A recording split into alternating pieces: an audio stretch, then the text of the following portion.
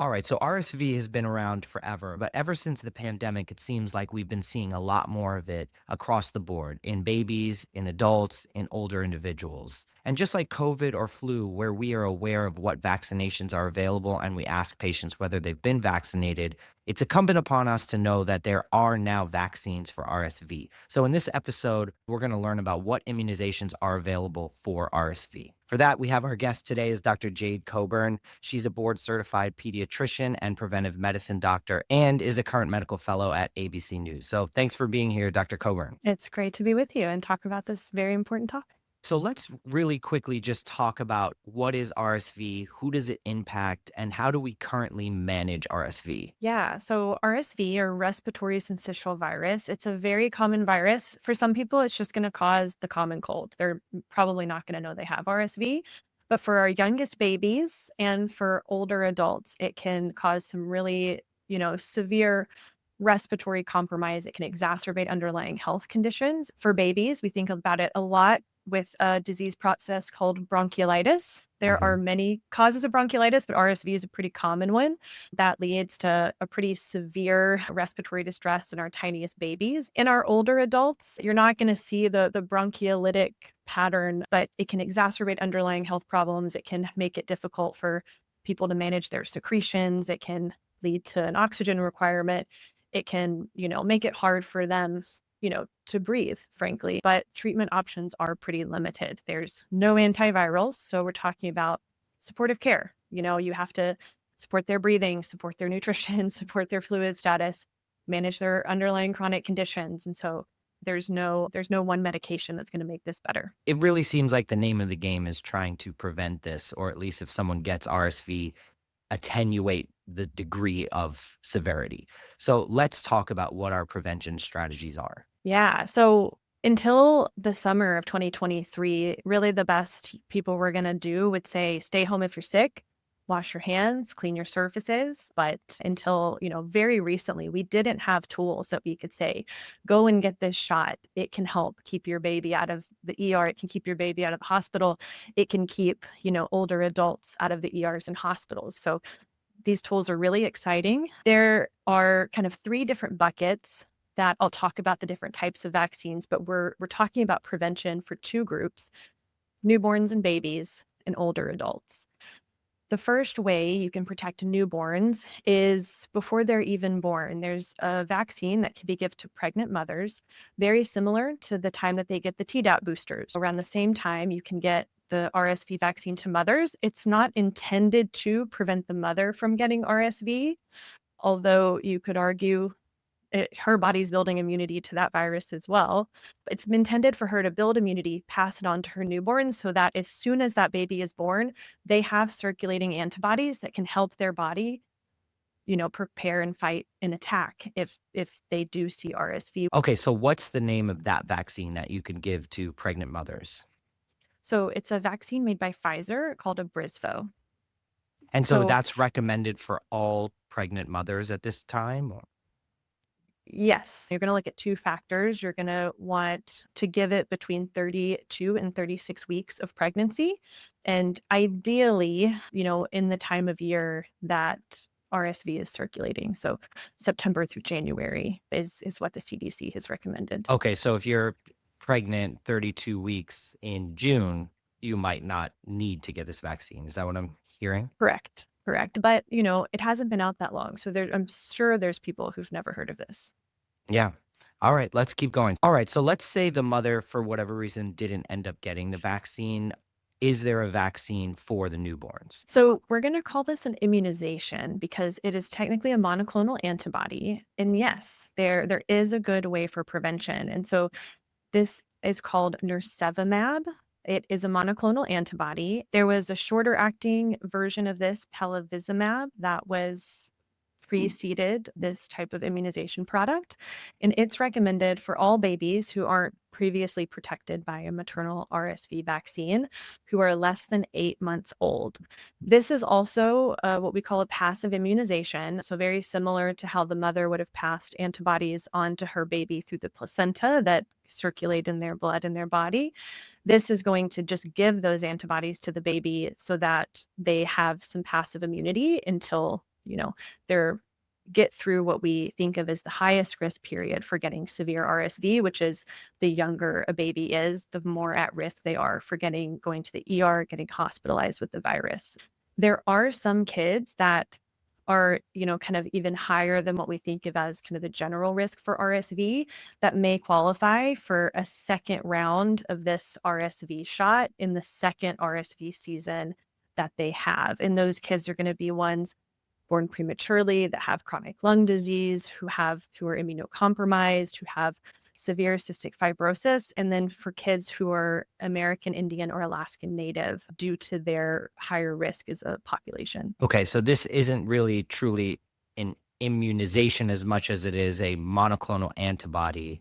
So just providing that child with some passive immunity to get them through that rough season of RSV if they happen to be a newborn at that time. Yeah, it is an immunization. It's on the CDC immunization schedule, which is really important because the fact that it's on the recommended immunization schedule allows it to qualify for vaccine programs like the Vaccine for Children's program that gives vaccines at no cost to eligible kids. It means insurance covers this shot. And so it is an immunization. It's not vaccinating the child in the sense that it is not going to stimulate that child's immune system. All right, so that covers immunization options for newborns, but let's talk about older adults. What options exist for them? So there are 3 vaccines that older adults can choose from. 2 of them have been FDA approved since 2023. One of them is a little bit newer, that was approved in 2024. The recommendations for use of these vaccines are gonna be the same, though, from the CDC. So this is for everyone 75 and older. It's also for people between 60 and 74 who have an increased risk. So this might be people living in a nursing home, people who have weakened immune systems, any chronic heart and lung disease or other medical conditions that put them at high risk for hospitalization from RSV. This is not an annual shot though. So right now, the data that we have support its use, as a one-time dose. There's still, research being done to understand how long this immunity lasts. But currently, as the recommendations stand, this is just a one-time shot. It's not something we'd recommend getting annually at this time. All right, so there's 3 options. What are they called? Yeah, so GSK makes a recombinant vaccine called RSV. Pfizer also makes a recombinant RSV vaccine called Abrisvo. This is the same vaccine that's given to pregnant women to prevent RSV in newborn babies. And then Moderna makes an mRNA vaccine called Imresvia. Great. Okay, and any distinction between them that we should be aware of, or you could just pick any one of them? Really, you can probably pick any one of them. If there are certain vaccine components that you should not get, you're going to want to compare these vaccines, but they are all meant to prevent hospitalizations for RSV in older adults, and they have the same indicated use. And how have just looking at all the vaccines, all the immunizations that we talked about, how effective are these? So when we look at what's helpful to look at is kind of what we call the real world data. We have some newer research, and then we still have research that needs to be done. Because if you think about like Moderna's vaccine hasn't gone through a full season to have real world data effectiveness of its use. And so we need to keep that in mind. So when we talk about Pfizer's vaccine, the one that's given to moms to protect newborn babies, there was just a very recent study that was done by the EPIC research team. And it found that babies who were born to mothers who received this vaccine were 61% less likely to be infected and 78% less likely to be hospitalized with RSV compared to babies born to mothers who were not given that vaccine. Got it. When we look at the GSK vaccine and we look at the Pfizer vaccine that have been available for older adults, this is their second RSV season of being available. To generalize the data just a little bit, it was about 80% effective in keeping older adults out of the hospital and out of the ER. Okay, so it's preventing severity. It's not necessarily saying you will never get RSV. It's just saying it'll keep you out of the hospital. We won't let you get too sick. Correct. Which is how vaccine effectiveness is generally measured. Vaccines are best at preventing severe infections, which is why we give them. Now, what adverse effects, if any, have been noted for these vaccines and what contraindications may exist? So, if you have a contraindication to other vaccines, you're going to want to talk to your doctor before getting any vaccine or immunization product. If you've ever had an allergy to a vaccine, you need to talk to your doctor before getting these vaccines as well. For babies, when we look at nirsevimab, pretty minimal side effects. You may get some redness or irritation at the site injection, but there is a risk of having a hypersensitivity or allergic reaction because it is a monoclonal antibody. For the GSK vaccines and the Pfizer vaccine, there is a risk of Guillain-Barré syndrome, which is also a side effect of other vaccines.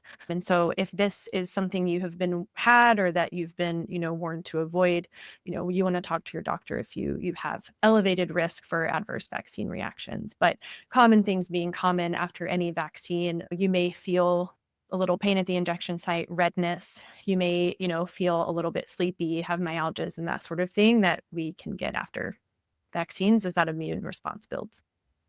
All right. So, what do you recommend I sort of walk away from as an ER doctor when it comes to these immunizations? Yeah. So, I'm a pediatrician, I am a preventive medicine doc. So, of course, this is right up my alley, but I completely understand ERs are not the primary place people are going to get vaccines. But you can play a really important role in education. And so, when your patients come in, ask them about their vaccine history and ask them about the RSV vaccine. If they are eligible for these shots, ask them if they've had it. And sometimes just that little reminder can help them go back to their primary care doctor and say, "Hey, I was in the ER for, this cut on my arm, but they said I'm eligible for an RSV shot. Can you tell me more?" Those opportunities are really important when we want to talk about building vaccine trust, keeping our vaccination rates high, and preventing disease, because this infection does put a strain on our health system. It puts a strain on your job. It's one little small step you can do. Awesome. Thank you so much. You're welcome.